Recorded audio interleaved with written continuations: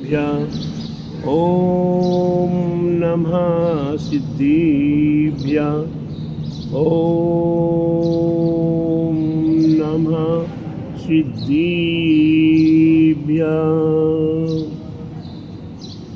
मंगलम भगवान वीरो मंगलम गोतिमो गणि मंगलम कुंद कुंजार्यो जैन धर्मोस्तु मंगलम सर्वे मंगल मांगल्यम सर्वे कल्याणी कारिकम प्रधानम सर्वे धर्माणाम जैनम जयतु शासिनम जैनम जयतु शासिनम जैनम जयतु शासिनम।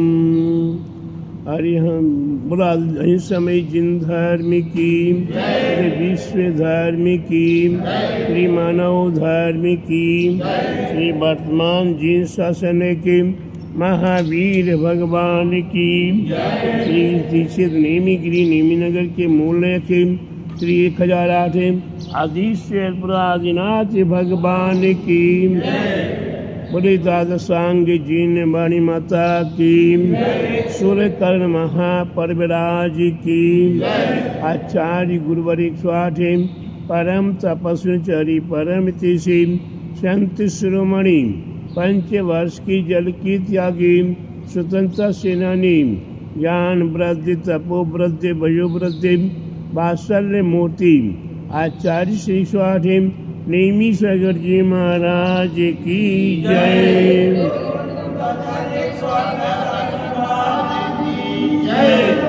भव्यात्माओं,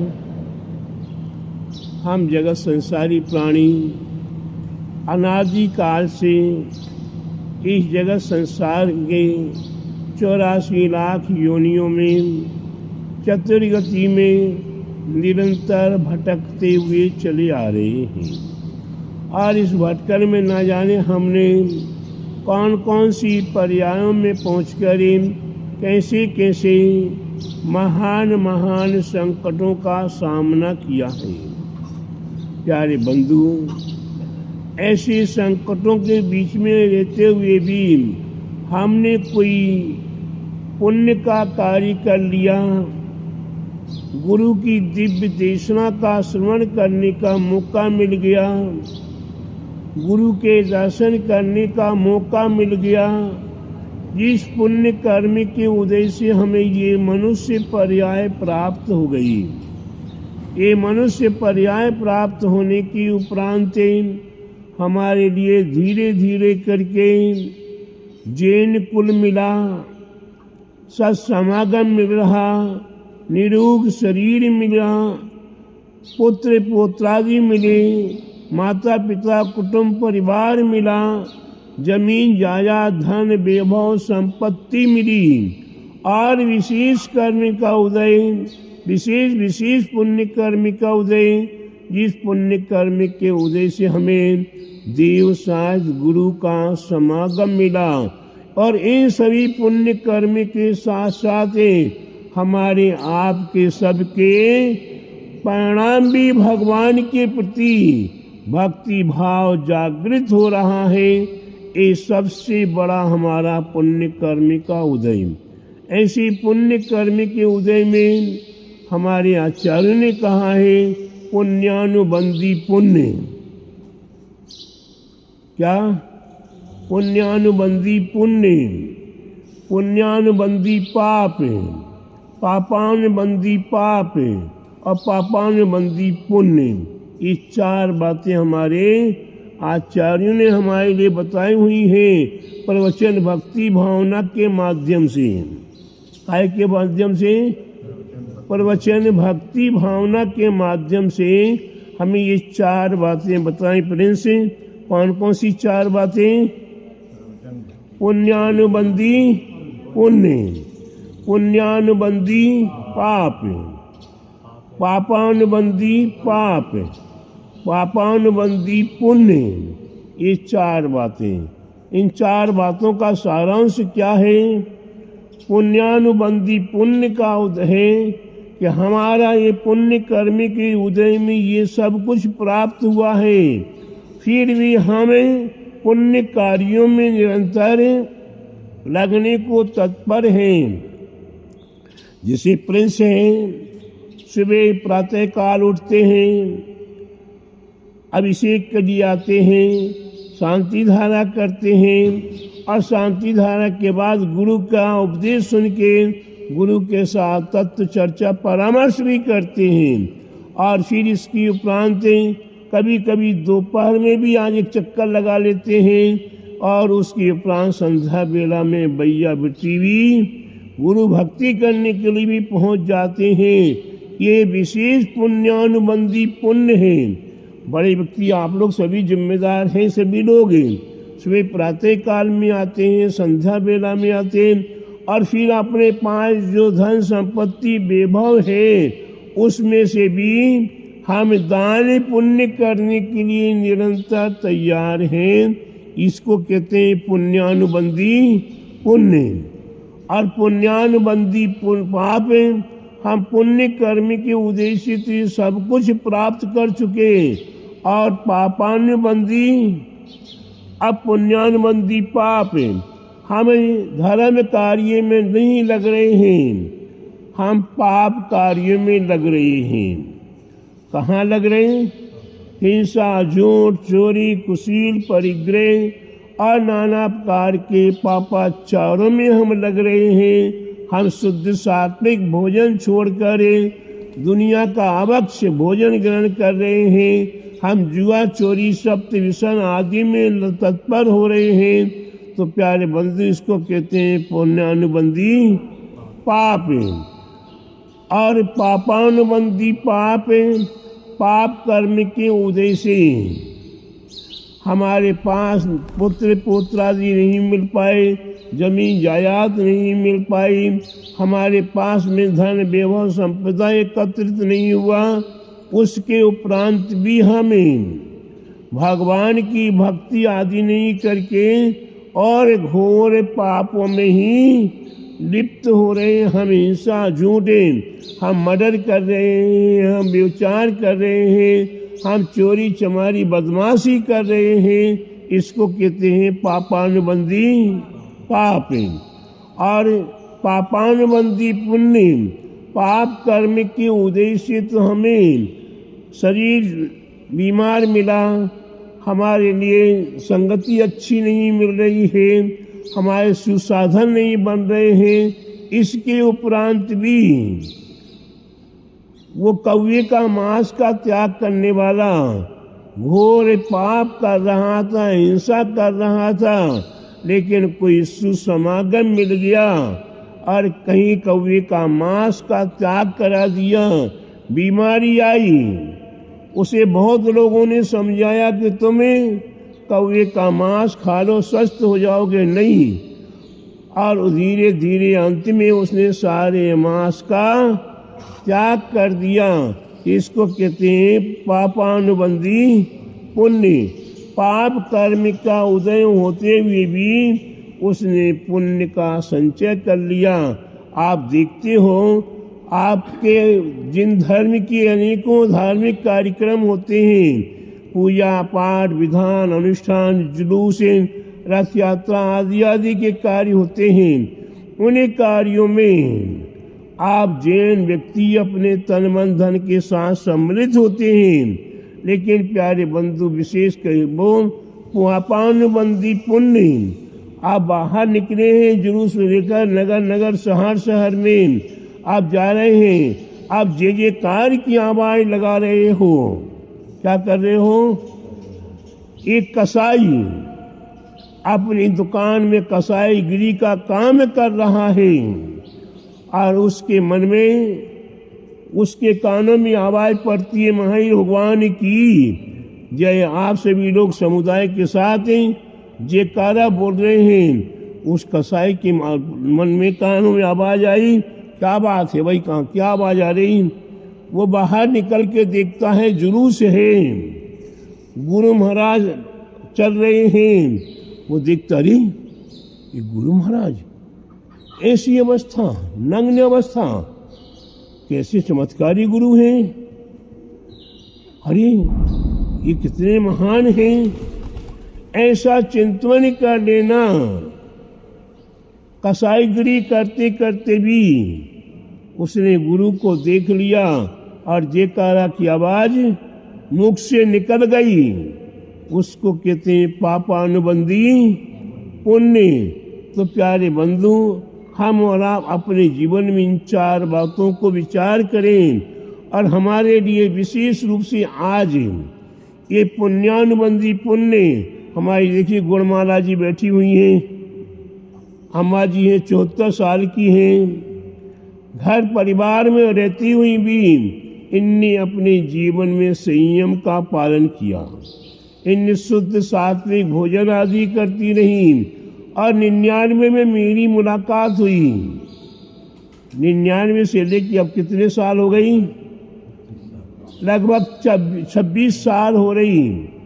उस समय मुलाकात हुई थी, तब इनको हमने संबोध दिया था कि अम्मा जी आप चिंता मत करो, हम तुम्हारी समाधि कराएंगे। अम्मा जी के मन में बैठ गई कि हमारी समाधि दया सागर जी कराएंगे। और धीरे धीरे अभी 1.5 साल पहले देवेंद्र नगर गए थे। अम्मा जी के मन में पुनः याद आ गई कि ये दया सागर जी हैं, इन्हीं ने कहा था कि हमारी समाधि कराएंगे। आके निवेदन किया। पुण्य योग का और पुण्य योग जागा और इनके पुत्र राजी हो गए, बहू राजी हो गई, 3 बेटियां वो राजी हो गई। और अम्मा जी यहाँ बैठी हैं और सुयोग सुसाधन आप सभी को प्राप्त होते हुए भी कहाँ किसके पुण्य का उदय आता है, कब ये प्रवचन भक्ति हृदय में प्रवेश कर जाए। आज अम्मा जी की दीक्षा की तैयारी है। क्या है? 64 महामंडल विधान, 64 मंडल मार के विधान संपन्न होंगे। और उसी के साथ साथ अम्मा जी की बिनोरी निकाली जाएगी, तैयारियां पूरी रहेंगी। और ये पीछी कमंडल प्राप्त करके अपने जीवन को सार्थक कर लेंगी। उनकी साथ साथ गुवाहाटी से आई हुई ममता जी,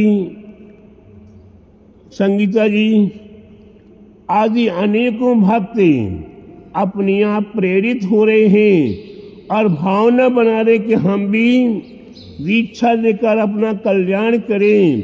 तो ना जाने एक दीक्षा की अपेक्षा 2 हो जाए, 3 हो जाए, 4 हो जाए, कोई पता नहीं है।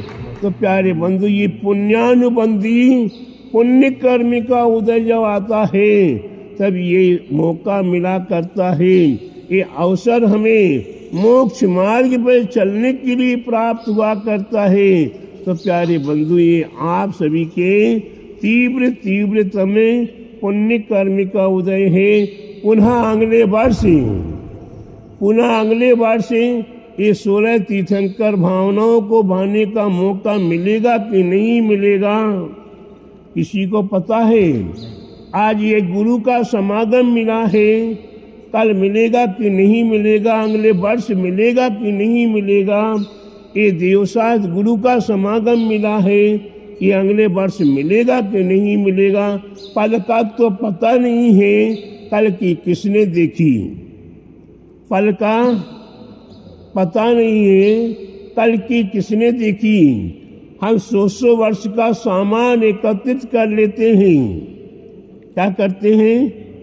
7 पीढ़ी की चिंता करते बैठे रहते हैं और पल का पता नहीं है।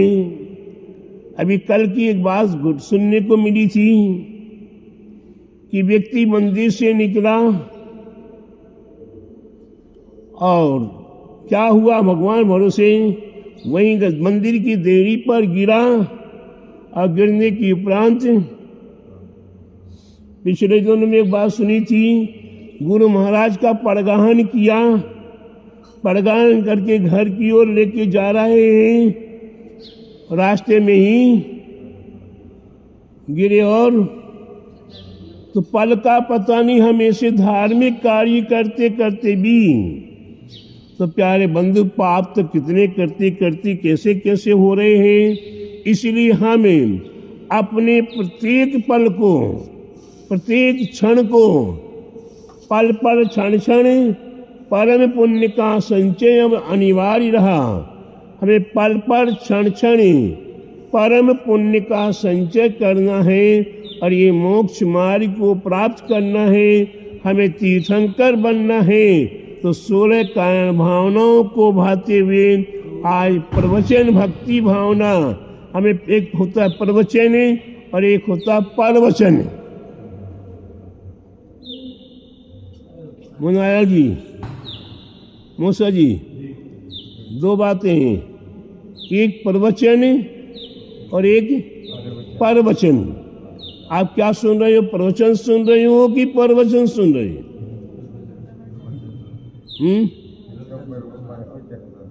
बताओ। परवचन, प्रवचन, प्रवचन का मतलब ये है इस कान से सुना है, जो हमारे सुभाष जी जा रहे हैं वो तो प्रवचन है।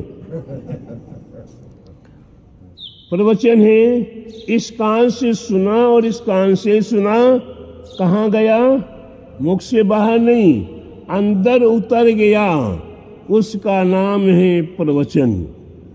और प्रवचन ना इस कान से सुना है ना इस कान से सुना है, सीधा ही ऊपर से पार कर दिया। हमने पूछा आपने सुना, आपने पीछे वाले को देखा, पीछे वाला और पीछे वाले को देखता, पीछे वाला और पीछे वाले को देखता, धीरे धीरे अंत में सबसे पीछे वाला किसको देखता? अगर दीवाल होगी तो दीवाल को देखेगा, नहीं तो आकाश को देखेगा, खुला मैदान देखेगा। यानी कि सारी बात पीछे पीछे चली गई। इसलिए हमें, आप धंधा करते ना गल्ले का, क्यों जिन्नू भैया? काय का धंधा करते हैं? गल्ले का धंधा करते हैं। गल्ले के धंधे में दो बातें हैं, एक पल्लेझार होता है और एक पल्लेदार होता है। होता कि नहीं? पल्लेदार और पल्लेझार में कितना अंतर है? कौन अच्छा दोनों में बताओ? पल्लेदार अच्छा है, पल्लेझार अच्छा ना। आपकी धारणा गलत है। पल्लेझार सुबह से लेकर शाम तक अनाज 2 किलो 5 किलो 10 किलो माल खरीदा, पल्ले पे ढाल दिया, और डालने के बाद संध्या काल में बड़े पार्टी को देखता है, बड़े व्यापारी को देखता है और उसको सारा माल दे देता है। और नहीं है तो गाड़ी लोड करके सागर, भोपाल, इंदौर, कानपुर आदि भेज देता है, एक दाना भी नहीं बचाया। पल्लेदार क्या करता है? उसको एक एक मुट्ठी दाना मिलता है, जमीन में से झाड़ के दाना उठा लेता है और घर ले जाके उसको अपने खाने पीने में आनंद देता है। तो कौन अच्छा है? पल्लेदार अच्छा है। हमें पल्लेझार नहीं बनना। अभी प्रवचन हो रहा है, अब प्रवचन होने के बाद उठेंगे, जा वाणी के ज्ञान से सूझे लोकालोक करेंगे और पल्ला झाड़ेंगे, ऐसे ऐसे करेंगे और चलते बनेंगे। क्या आपके पल्ले बचा? जो सुना था महाराज जी, हम यहीं झाड़ के जा रहा, अपने पास लेके नहीं जाना। घर ले जाएंगे, दिमाग में उलझा रहेगा, हम धंधे व्यापार नहीं कर पाएंगे, घर परिवार को नहीं देख पाएंगे। इसलिए पल्लेझार यहीं चलो। और एक वो है, सुन लिया, कानों को बंद किया, जैसे ऐसे किया, अब जो सुना है वो कहीं बाहर ना निकल जाए। प्यारे बंधु, ये प्रवचन का महत्व है। इसलिए हमारे आचार्यों ने प्रवचन भक्ति भावना रख दी कि गुरु मुख से जो निकला हुआ शब्द है वह प्रवचन के रूप में है और उसे हम हृदय में उतार लें, वही प्रवचन भक्ति भावना, उसी भक्ति शब्द के प्रति। वह एक छोटा सा उदाहरण याद आ रहा है, सुना दूं? एक व्यक्ति ने नियम ले लिया, जिन गुरु का एक शब्द भी नहीं सुनना है। वो किसान था, समय समय पे खेत में आता जाता। उसकी पत्नी को भी कह दिया उसने अपनी पत्नी को कह दिया कि तुम्हें भी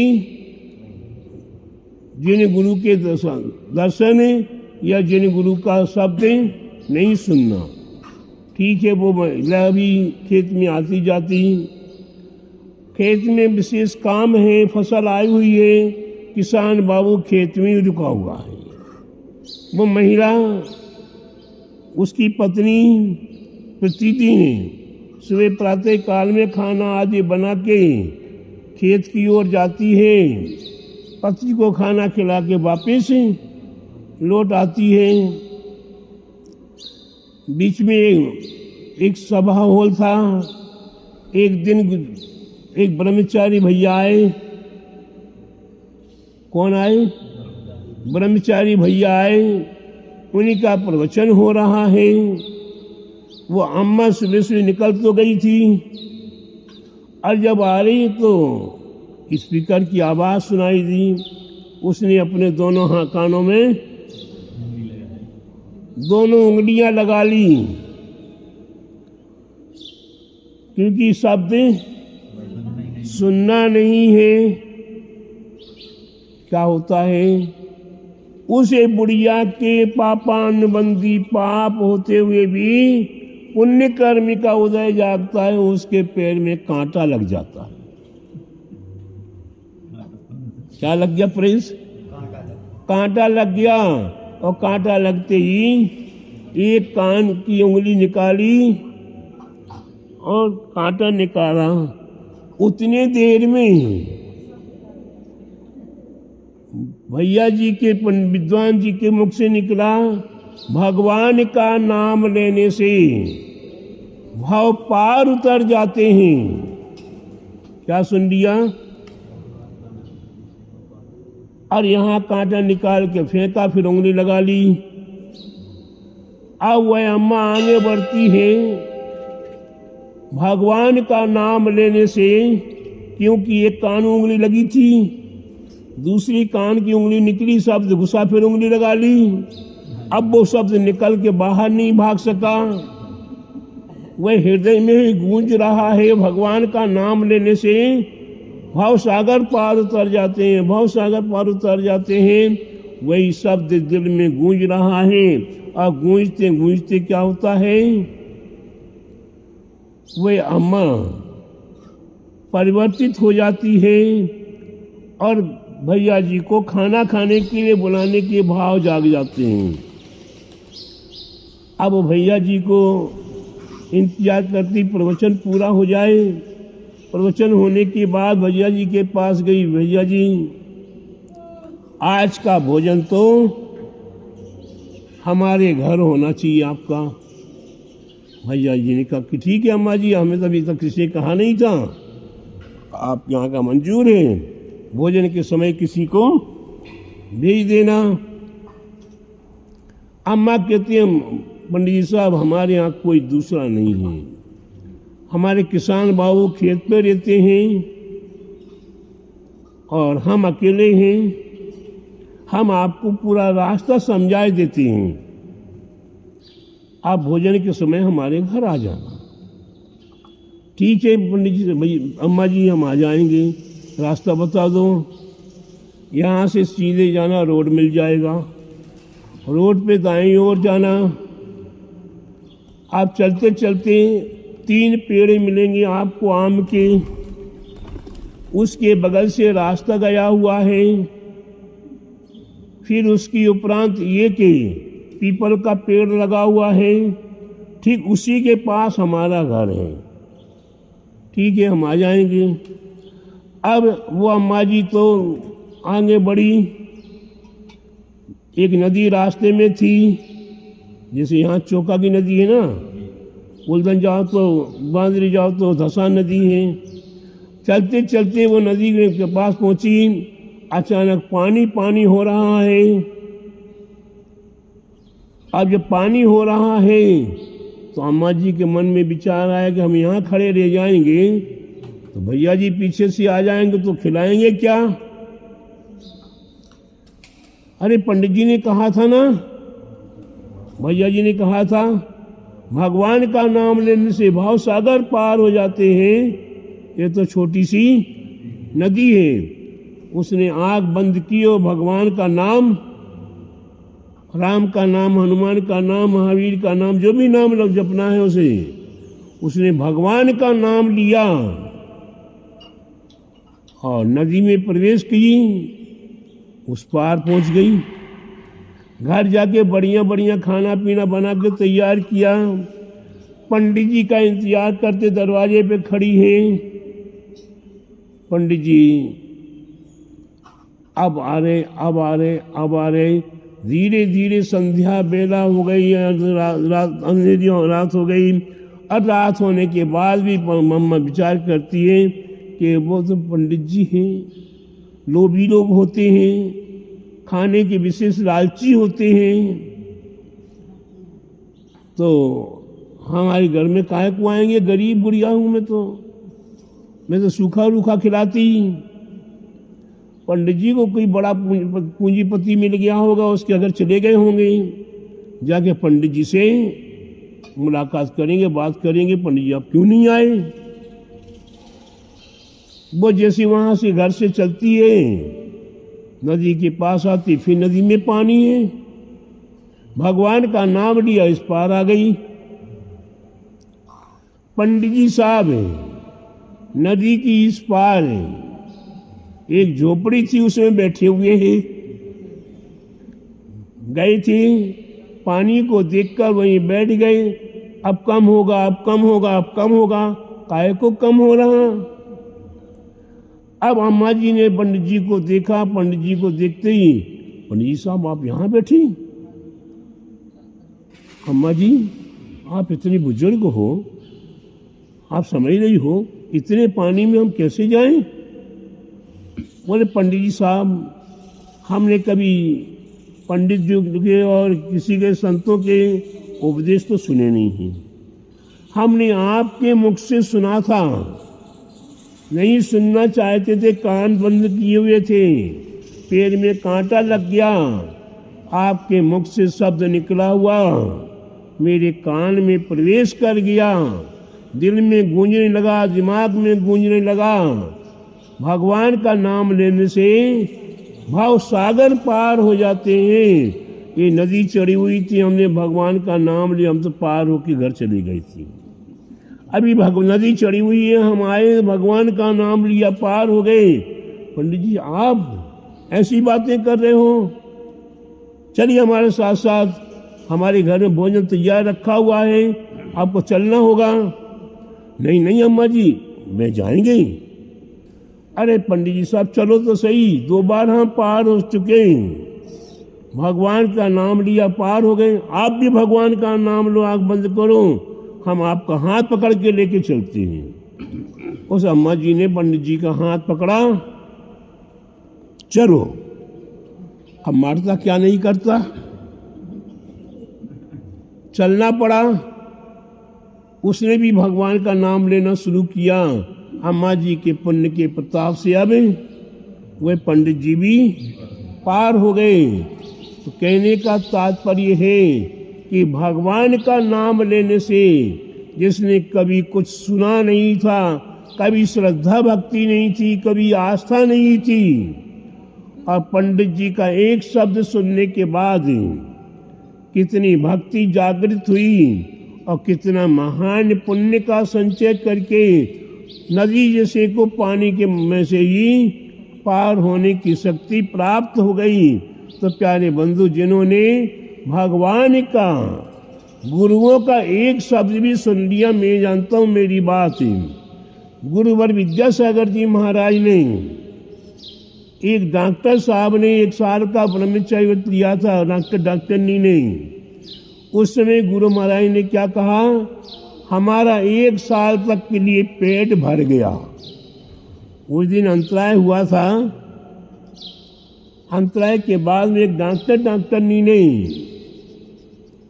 1 साल का ब्रह्मचर्य व्रत लिया। अब गुरु महाराज का वो शब्द, 1 साल के लिए मेरा पेट भर गया। मेरे मन में भी जागृति हुई, हमें भी कोई व्रत लेना चाहिए, कोई व्रत लेना चाहिए। 24 घंटे खाने वाला, बीड़ी सिगरेट पीने वाला, 24 घंटे चाय पीने वाला, लड़ाई झगड़ा करने वाला, एक पल में बदल गया। और गुरु महाराज के पास गए, गुरुदेव हमें कोई नियम लेना है, कोई छोटा मोटा नियम दे दो। और नियम की बात करते करते ब्रह्मचारी व्रत भी ले लिया। और आज प्यारे बंधु, ये गुरु शब्द एक बार हृदय में भर प्रवेश कर जाए तो ये गुरु उपदेश, ये प्रवचन भक्ति भावना महान हुआ करती है। इसलिए प्रत्येक भव्य आत्माएं ऐसी प्रवचन भक्ति भावना को अपने हृदय में उतारें और अपना जीवन सार्थक करें, तीर्थंकर पदवी प्राप्त करें, सपर कल्याण करें। बोले महावीर भगवान की, आदिश्य प्रभादिनाथ भगवान की, सूर्यकर्ण महापर्वराज की, आचार्य गुरुवर 108 परम तपस्विचरी परम तेसी संत शिरोमणि पंचवर्ष की जल की त्यागी स्वतंत्रता सेनानी ज्ञान वृद्धि तपो वृद्धि वयो वृद्धि वात्सल्य मूर्ति आचार्य श्री 108 नीमी सागर जी महाराज की जय। सागर जी महाराज की